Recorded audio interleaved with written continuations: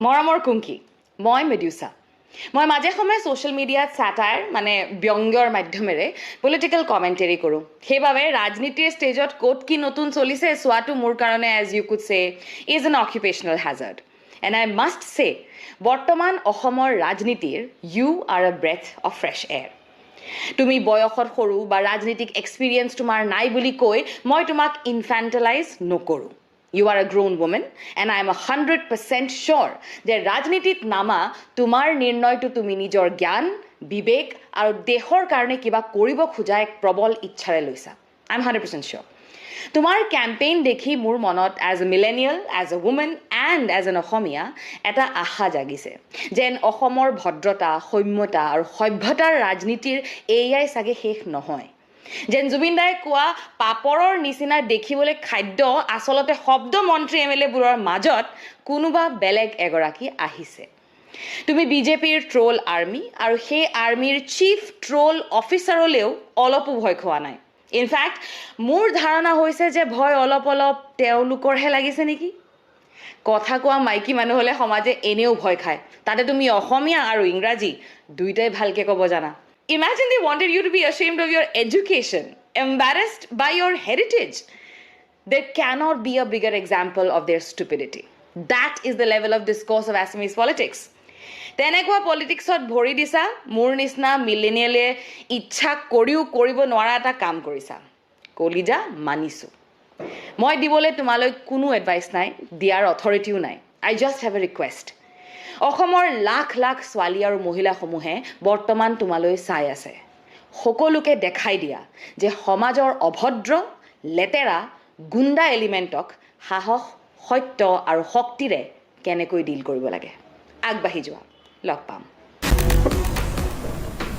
গৰু নাখাবি বাই মহ ত খা আৰু এইবিলাক কথাটো মই ডাইৰেক্ট কমতো লুকাই নকওঁ গৰু খোৱা কামকটো মই ছাপোৰ্ট নকৰোঁৱে প্ৰত্যেকবাৰে ঈদৰ আগত মই এপিল কৰোঁ যে এইবাৰ গৰু নাখাব আন কিবা আপোনালোকে যিহেতু এইটো কি বুলি কয় যে কুৰবানী দিব লাগে আন জীৱ জন্তু কুৰবানী দিয়ক গৰু কুৰবানী নিদিব গৰুৰ বিৰুদ্ধে আমি আইনো আনিছোঁ ৰাজহুৱা স্থানত গৰু খাই বা গৰু খোৱা ফটো দিলে 3 বছৰ জেল কোনোবাই ঘৰৰ ৰুমৰ ভিতৰত খাইছে ইমানলৈকেতো আমি চাব নোৱাৰোঁ গতিকে সি এজিপিৰ এমএলএ হওক বিজেপিৰ এমএলএ হওক গৰু খোৱাটো বেয়া কথা ভাই মহাত্মা গান্ধীয়ে কৈ গৈছে আপোনাৰ ঘৰত মাক সুধিবচোন আপুনিতো দুনিয়াৰ মানুহৰ নাম ল'লে নিজৰ মাৰ কথাটো সোধকচোন নিৰ্মলা সীতাৰমণৰ হাজবেণ্ড এটা পৰিচয় হ'ব পাৰে নেকি অসমৰ লগত কি সম্পৰ্ক অসমত শ্ৰীমন্ত শংকৰদেৱ আছে অসমত মা কামাখ্যা আছে অসমত শক্তিপীঠ আছে ইয়াতে গৰু খোৱা কেণ্ডিডেটক মানুহে ভোট নিদিয়ে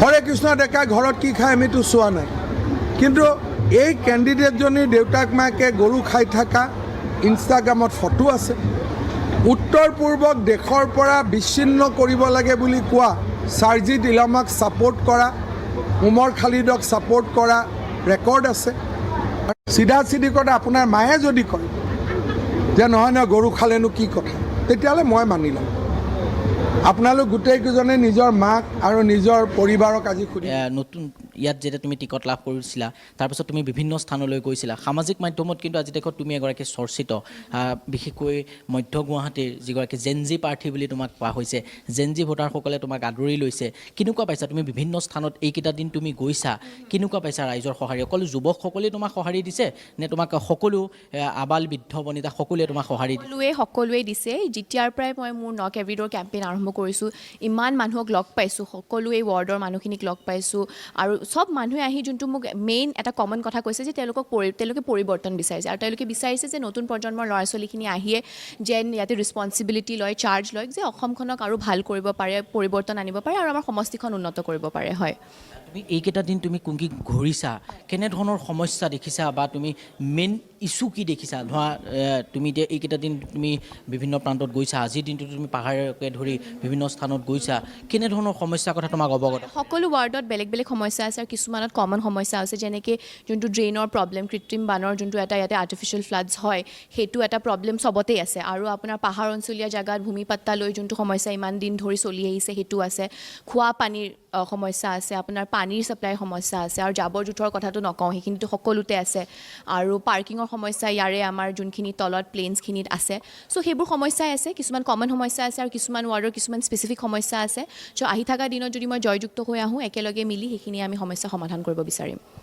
শাসকীয় যিটো দল, শাসকীয় দলৰ এক প্ৰকাৰে ৰসত পৰিছে কুংকি চৌধুৰী। কুংকি চৌধুৰীয়ে যেতিয়াৰ পৰা নিৰ্বাচনী প্ৰচাৰ চলাইছিল, তাৰপাছত সামাজিক মাধ্যমত কোন কুংকি চৌধুৰীৰ পৰিয়ালৰ পৰা ধৰি সকলো এতিয়া এক প্ৰকাৰে চৰ্চিত। অসমৰ ৰাইজে যিসকলে জনা নাছিল সেইসকলে আজি তাৰিখত জানিব বা গম পাইছে গোটেই কথাখিনি। কুংকি চৌধুৰী, কুংকি নামটো ইতিমধ্যে কিয় বা কি কাৰণে দিয়া হ'ল ইতিমধ্যে সেই কথাও কিন্তু ৰাইজে লিখি আছে সামাজিক মাধ্যমত। হয়, মোৰ নামটো আপুনি জানেনে বিষয় মিনিংটো?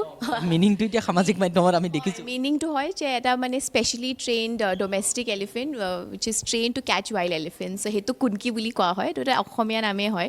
আৰু এটা কথাই ক'ম যে এতিয়া যিহেতু মানে মুখ্যমন্ত্ৰী ডাঙৰীয়ে নিজে নামটো লৈ লৈছে, ইমান দিনেতো মধ্য গুৱাহাটীবাসী আৰু অসমবাসীয়ে গম পাইছিলে, আৰু তেওঁ যেতিয়া নামটো লৈ লৈছে গোটেই ভাৰতবাসীয়ে গম পাইছে যে মই কোন হয়। তো মই সেইকাৰণে তেওঁক ধন্যবাদেই জ্ঞাপন কৰিছোঁ যে তেওঁলোকে মোৰ প্ৰচাৰ কৰি দিছে, মোৰ হয়, সেইটোৱে ক'ম। আৰু যোনবোৰ মোৰ পৰিয়ালৰ এগেইনষ্টত যোনবোৰ তেওঁলোকে এইবোৰ এলিগেশ্যনছ উঠাইছে আৰু আনিছে, সেইবোৰ মই পাব্লিকলিও আগতেও কৈছোঁ যে এইবোৰ সম্পূৰ্ণ মিছা, আৰু একো এভিডেঞ্চ নাথাকে। তেওঁলোকে এখন ফটো ওলাই তেওঁলোকে যি টি কৈ আছে, আৰু সেইকাৰণে মই সেইবোৰ বস্তু ইমান গুৰুত্ব দিয়া নাই। এতিয়া মোৰ কথাটো হ'ল সময় কম, মই মধ্য গুৱাহাটী সমষ্টিৰ ৰাইজক গৈ মোৰ ভিজনটো ক'ব লাগে, মই কি কৰিব বিচাৰিছোঁ সেইটো ক'ব লাগে, তেওঁলোকৰ পৰিৱৰ্তনৰ বাবে, সমষ্টিখন ভাল কৰিবৰ বাবে মই কি কৰিব পাৰোঁ, সেই মেছেজটো ডেলিভাৰ কৰাটো এতিয়া মোৰ আজিৰ তাৰিখত মই যদি কওঁ তেনেহ'লে এক প্ৰকাৰে চৰ্চিত এগৰাকী, এই যিটো ২৬ৰ বিধানসভা নিৰ্বাচন আটাইতকৈ তুমি চৰ্চিত আজিৰ তাৰিখত, যদি মই কোৱাত ভুল হোৱা নাই বা এই মুহূৰ্তত আমি যিটো দেখিছোঁ, আটাইতকৈ কম বয়সীয়াও কিন্তু তুমি ২৭ বছৰীয়া, তুমি বাহিৰত পঢ়ি আহিছিলা। বহুতে সেই কথাও কৈছে যে বাহিৰত পঢ়া এগৰাকী ছোৱালীয়ে অসমৰ হাৱা পানী কথা কি বুজি পাব, তুমিতো ইয়াতে ডাঙৰ হোৱা। মই সৰুৰ পৰাই ইয়াতে ডাঙৰ দীঘল হোৱা, আৰু মই যোৱা বছৰহে 1 বছৰৰ কাৰণে মই মাষ্টাৰ্ছ কৰিব গৈছিলোঁ। বাকী যোৱা 5টা বছৰ মই ইয়াতেই কাম কৰিছিলোঁ, সৰুৰ স্কুলিংখিনি ইয়াতেই কৰিছোঁ। অকল 3 বছৰ বম্বে গৈছিলোঁ আৰু 1 বছৰ যোৱা বছৰহে মই মাষ্টাৰ্ছ কৰিব গৈছিলোঁ। আৰু তেওঁলোকে যে বাৰে বাৰে কৈছে বাহিৰত পঢ়ি আহিছে, ইয়াৰে কথা নাজানে। এতিয়া বাহিৰত পঢ়াটো কোনো অপৰাধ নহয়, হয়নে নহয়? বাহিৰত পঢ়ি আহি আমি যোনখিনি তাৰে ভাল বস্তু আছে, বেষ্ট প্ৰেক্টিচেছ আছে, সেইখিনি শিকি আহি এক্সপ'জাৰটো লৈয়ে আমি ইয়াতে আমাৰ নিজৰ ষ্টেটৰ কাৰণে কাম কৰিব পাৰিম, হয়নে নহয়? তো মই সেইটোৱে ভাবোঁ, এইবোৰ তেওঁলোকে যি টি কথা কৈ আছে। সৰুৰ পৰা এটা ডাঙৰ দীঘল হোৱা, ইয়াৰে পুৰণা মানুহখিনি সকলোৱে আমাৰ পৰিয়ালক চিনি পায়, আৰু সেইকাৰণে এইবোৰ যোনবোৰ তেওঁলোকে কথা দাঙি ধৰিছে, মই ভাবোঁ এইবোৰ গুৰুত্বপূৰ্ণ নহয়। আৰু এটা কথা মই সুধিব বিচাৰিছোঁ, তোমাৰ ওপৰত অভিযোগ এটা আহিছে যে যিগৰাকী বিজেপি প্ৰাৰ্থী, তেওঁৰ সমৰ্থকসকলেও কৈছে যে তেওঁলোকৰ বেনাৰৰ ওপৰত কুংকি চৌধুৰীৰ বেনাৰ লগাই দিয়া হৈছে বা তেওঁলোকৰ বিজেপিৰ প্ৰাৰ্থীগৰাকীৰ ফটো ফালি দিয়া হৈছে। সমান্তৰালকৈ এগৰাকী নিৰ্দলীয় প্ৰাৰ্থীও কিন্তু সেই কথা অভিযোগ তুলিছে যে কুংকি চৌধুৰীৰ যিসমূহ বেনাৰ, নিৰ্দলীয় প্ৰাৰ্থীগৰাকীৰ বেনাৰ ফালি বা নিৰ্দলীয় প্ৰাৰ্থীগৰাকীৰ ওপৰত লগাই দিয়ে। নাই, মই ভাবোঁ সেইবোৰ সম্পূৰ্ণ ভুল, আৰু যদি তেওঁলোকে এইবোৰ কিবা ৰেজ কৰিছে, কিবা মিছ আণ্ডাৰষ্টেণ্ডিং হ'ব পাৰে, সেইকাৰণে ঠিক আছে তেওঁলোকে কমপ্লেইন কৰিছে, কৰক, কিন্তু আমাৰ মতে আমি সেইবোৰ কাম কৰা নাই। হয়, ক'ত ক'ত যোৱা হ'ব আজি আৰু এতিয়া মোৰ আৰু মিটিংছ আছে, আমাৰ সমষ্টিতে বেলেগ বেলেগ ঠাইত মিটিংছ আছে, আৰু সৰু সৰু কিছুমান মানে জাগাত মোৰ মানে য'ত মানুহবোৰে চাব বিচাৰিছে মোক, মই য'ত যোৱা নাই এতিয়ালৈ, তাতে গৈ পেলাই মানুহবোৰৰ লগত কথা পাতিম। আৰু আজি সেইখিনি, কাৰণ আজি মোৰ মানে এতিয়া 10-15খনমান মানে জাগাত যাবলগীয়া আছে, সেইকাৰণে এতিয়া হয় আজি লাষ্ট দিন, চাওঁ মানুহবোৰে কেনেকৈ, এতিয়া মই কোনখিনি কথা কৈ তেওঁলোকে এতিয়া 9 তাৰিখে কি বিশ্বাস ৰাখি আৰু মোৰ ওপৰত আশা ৰাখি তেওঁলোকে ভোট দিব, সেইটোৱে। আৰু সেইটোৱে দেখিছিলোঁ যেতিয়া কুংকি চৌধুৰীয়ে ভাষণত ষ্টেজত আছিল আপোনালোকৰ সভাপতি লুৰিণজ্যোতি গগৈ, অসম প্ৰদেশ কংগ্ৰেছৰ সভাপতি গৌৰৱ গগৈ, কুংকি চৌধুৰীয়ে খুব কম সময় এটা ভাষণ দিছিল, আৰু সেই ভাষণটোত তেওঁ কেইবাটাও কথা কৈছিল। মানে মইতো কৈছোঁৱেই যে আপোনালোকে প্ৰথমৰ পৰাই তেওঁলোকে বহুত চেষ্টা কৰি আহিছিলে, মোৰ মানে আৰম্ভণিৰ পৰাই আপোনাৰ নমিনেশ্যনৰ ৰেলীৰ পৰা, আপোনাৰ স্ক্ৰুটিনিৰ পৰা, তাৰপিছত বহুতখিনি কথা তেওঁলোকে দাঙি ধৰিছিলে যে মানুহে মোক লগ ধৰিব নোৱাৰে, তাৰপিছত তেওঁলোকে আহি ইয়াতে ৰেলী কৰিছে, ডাঙৰ ডাঙৰ কুকুৰ আছে, সেইবোৰ কুকুৰ, হাতী, সেইটো মই আগতেও কৈছোঁ যে ইমান দিনে মধ্য গুৱাহাটী সমষ্টিৰ ৰাইজ সকলো, আমাৰ মিত্ৰযুগ দলৰ সকলো মানে পাৰ্টি কৰ্মী সকলোৱে আহি আছে ঘৰত, আৰু ইমান দিনে আগৰ পৰাও আহি আছিলে, যে তেওঁলোকেতো কেতিয়াও দিগদাৰী পোৱা নাই, সেইকাৰণে এইবোৰ এনেই তেওঁলোকে কিবা ক'ব লাগে কাৰণে কৈছে। আৰু বহুতখিনি কথা কৈছে যে পাৰ্কিঙৰ সমস্যা দাঙি ধৰা মানুহবোৰ পাকিস্তানী হয়, আমি পাৰ্কিঙৰ সমস্যালৈ মানে মাত মাতিছোঁতে আমি পাকিস্তানী নেকি, মধ্য গুৱাহাটী সমষ্টি ৰাইজেও মাত মাতিছে। তো এইবোৰ তেওঁলোকে মানে অদৰকাৰী কথা কৈ মূল সমস্যাৰ পৰা তেওঁলোকে সকলোকে ডাইভাৰ্ট কৰিব বিচাৰিছে। কিমান আত্মবিশ্বাস কুংকি চৌধুৰী এবাৰ? বহুত বহুত বেছি, আৰু যোনখিনি ইমান কম সময়ত মানুহৰ মৰম পাইছোঁ, আশীৰ্বাদ পাইছোঁ, আৰু ইমান যে আশা ৰাখিছে, মই ভাবোঁ যে 9 তাৰিখে তেওঁলোকে মোক জয়যুক্ত কৰি আনিব। ৰাইজে জানিব বিচাৰিব কুংকি চৌধুৰীয়ে ক'ত ভোট দিব 9 তাৰিখে, কোন জেগাত? মই দিম নিউ গুৱাহাটীত। হয়, এই স্থানটো যদি অকণমান ৰাইজে জানিব বিচাৰিব। কি স্থান কৈছে? নিউ গুৱাহাটীতে দিম, তাতে যোনটো LP স্কুল আছে তাতে। হয়, new Guwahati LP school. Guwahati LP স্কুলত। হয়, তিনি গগৈয়ে দিব চমক। ৰাজ্যত হ'ব গৌৰৱ গগৈ, অখিল গগৈ, লুৰিণজ্যোতি গগৈৰ নেতৃত্বত চৰকাৰ। উজনি, নামনি, মধ্য অসম সকলোতে বলিছে বিজেপি বিৰোধী ঢৌ। বিৰোধী ঐক্যমঞ্চৰ পক্ষত বলিছে বতাহ। মুখ্যমন্ত্ৰী আৰু পৰিয়ালৰ দুৰ্নীতিৰ অৱসান ঘটাবলৈ ৰাইজে বিচাৰিছে পৰিৱৰ্তন। এই হুংকাৰেৰে ৰাজ্যৰ প্ৰতিটো প্ৰান্তত নিৰ্বাচনী প্ৰচাৰ তিনি গগৈৰ। সেইকাৰণে উজনি, নামনি, মধ্য অসম চবতে গ'লো, গুৱাহাটী চবলৈকে গ'লো, চবতে এতিয়া বিৰোধীৰ প্ৰতি প্ৰবল ঢৌ আছে, বিজেপিৰ প্ৰতি প্ৰতিষ্ঠান বিৰোধী ঢৌ আছে।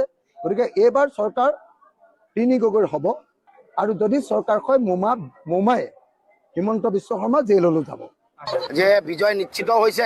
কেৱল মাত্ৰ আমি এই যাত্ৰাৰ যোগেদি জনগণক আৰু উজ্জীৱিত কৰক, জনগণক আৰু উৎসাহিত কৰিবৰ কাৰণে আৰু অধিক অংশগ্ৰহণ কৰিবৰ কাৰণে আহ্বান জনাইছোঁ। অসমৰ ৰাজনীতি চিণ্ডিকেট কৰা মানুহৰ পৰা মুক্ত কৰাব বিচাৰোঁ, দুৰ্নীতি কৰা মানুহৰ পৰা মুক্ত কৰাবলৈ বিচাৰোঁ।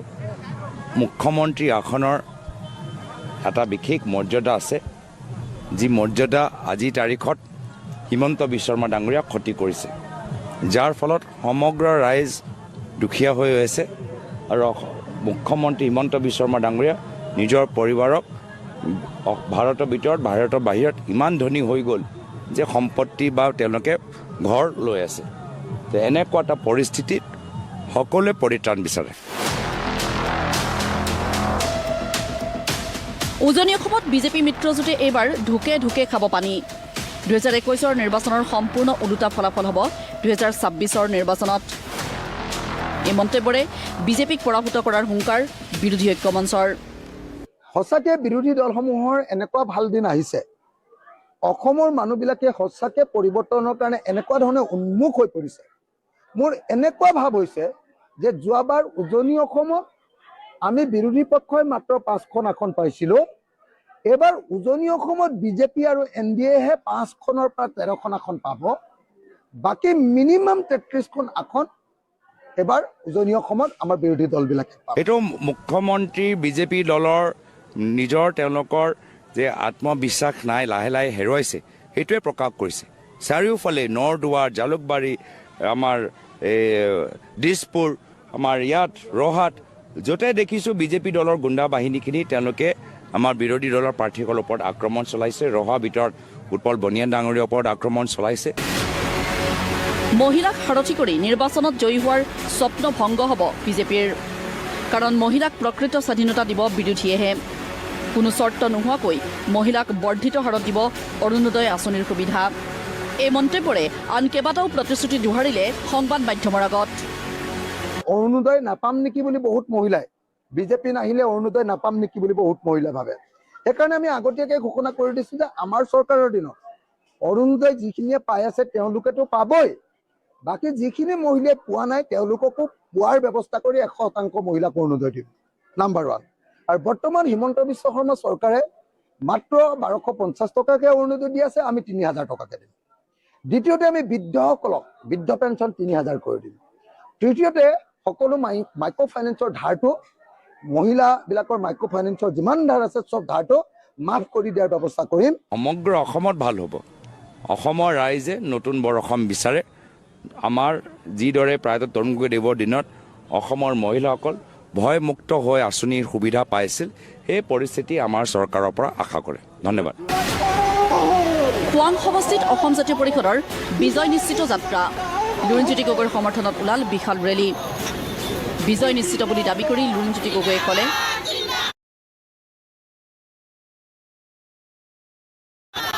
মোদী আহিছে, মুখ্যমন্ত্ৰী আহিছে, প্ৰাক্তন মুখ্যমন্ত্ৰী আহিছে, সকলো আহিছে, নেতা আহি আছে, কিন্তু খোৱাংবাসী ৰাইজে খোৱাঙৰ জনতাই ইতিমধ্যে বিজয় নিশ্চিত কৰিছে আৰু সেইকাৰণে বিজয় নিশ্চিত যাত্ৰা।